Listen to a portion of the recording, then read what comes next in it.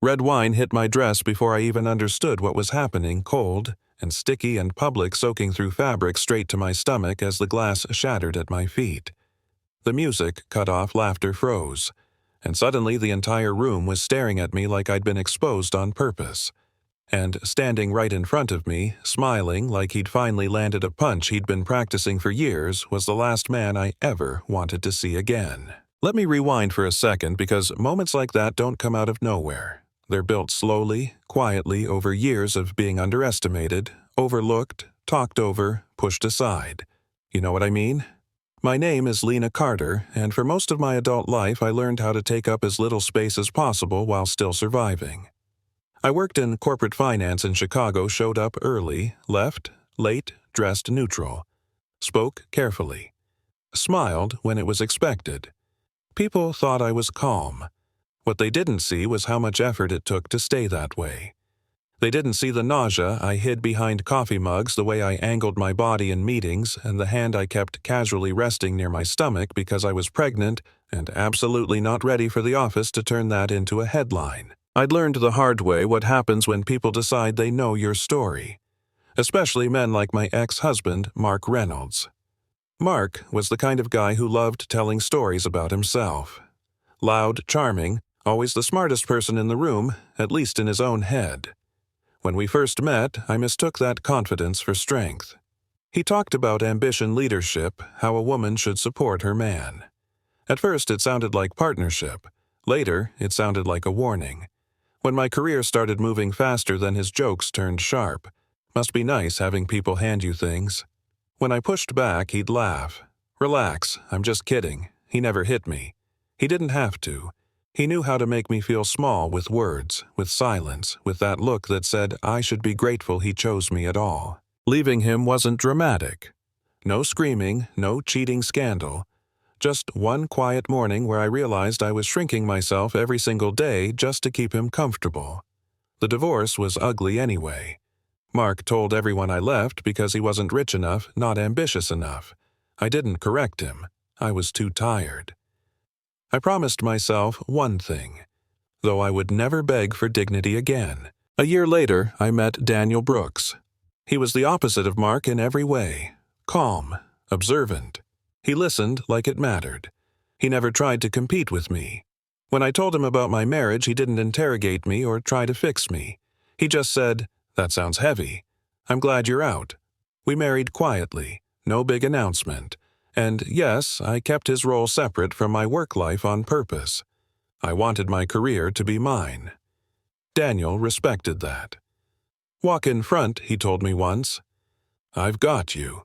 When I found out I was pregnant, I cried from relief. For the first time, I felt safe means bringing a child into the world.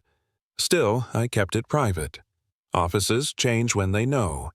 Suddenly, your fragile, replaceable pitied. I wasn't ready for that.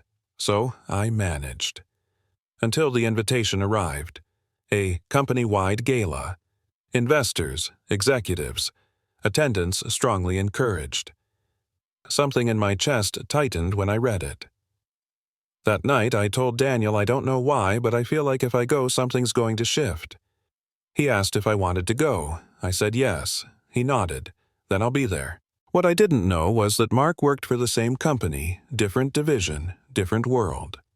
He'd been bragging about the gala for weeks, talking about networking power, how these were the rooms where real men got noticed. In his head, he was still winning. The night of the event, the venue was pure corporate fantasy. Crystal lights, soft jazz, expensive wine. Mark walked in like he owned the place. I spotted him across the room before he saw me. My stomach dropped. I hoped he'd stay on the other side. He didn't. When his eyes landed on me, I saw the flicker of recognition, then confusion, then something darker. He walked over, drink already in hand. "Well, look who decided to show up," he said loudly. People nearby pretended not to listen. I smiled politely. "Good evening, Mark." That calm irritated him instantly. His eyes dropped to my midsection. He stared a second too long. "What's this?" he said, tilting his head. "You finally get what you were chasing." My throat tightened. "I'm pregnant." The word hung there. He laughed. "Already?" Wow. Didn't waste time, did you? Heads turned. I told him quietly. This isn't the place. He scoffed. Oh, it's the perfect place. He raised his glass. To Lena, he announced, the woman who left her husband for something better. That's when fear hit, not for me, but for my baby. I looked around. No one stepped in. People watched, whispered, waited. Mark leaned closer and said under his breath, You always wanted more. I shook my head. Please don't. That word lit him up. He lifted his glass, tilted his wrist, and before I could react, red wine splashed across my chest, soaking my dress, dripping down my stomach. The glass shattered. Music stopped. Someone gasped. Mark stood there, breathing hard, satisfied. Now you match your reputation. I wrapped my arms around my belly. Everything went quiet. Then a chair scraped loudly behind us. From the far end of the room, a man stood up. Tall, calm, unhurried. Daniel. He walked toward us and people moved without knowing why. He took off his jacket, draped it over my shoulders, grounding me. Are you okay? He asked softly. I nodded. He turned to Mark. Mark Reynolds, he said. Just the name, heavy, we're going to talk. Mark snapped. This is personal, Daniel replied calmly. There's nothing personal about humiliating a pregnant woman. Mark scoffed. And who are you supposed to be? Daniel didn't answer right away. Instead, HR stepped in, voices rising. Daniel finally said, Everything you do in this room reflects on the company. Mark laughed nervously. You think you matter because you showed up with her. Daniel stepped between us. Enough. Someone whispered, Who is that? The HR director's face changed. Sir, she said. Daniel nodded. Please call security. Then he turned to the room. For those of you who don't know me, I'm Daniel Brooks. I'm the CEO. Silence. He placed a hand on my shoulder. And this is my wife. Mark's face drained of color. I looked him in the eye. You stopped listening to me a long time ago. Security escorted him out as his anger collapsed into panic. The doors closed. I exhaled. For the first time all night, I felt safe. The fallout came fast. Investigations. Termination. Mark begged. I didn't feel triumph. I felt free. Days later, I met him once on my terms. He admitted he felt small. I told him I don't forgive you, but I'm not angry anymore. That was enough. Weeks later, I held my daughter for the first time.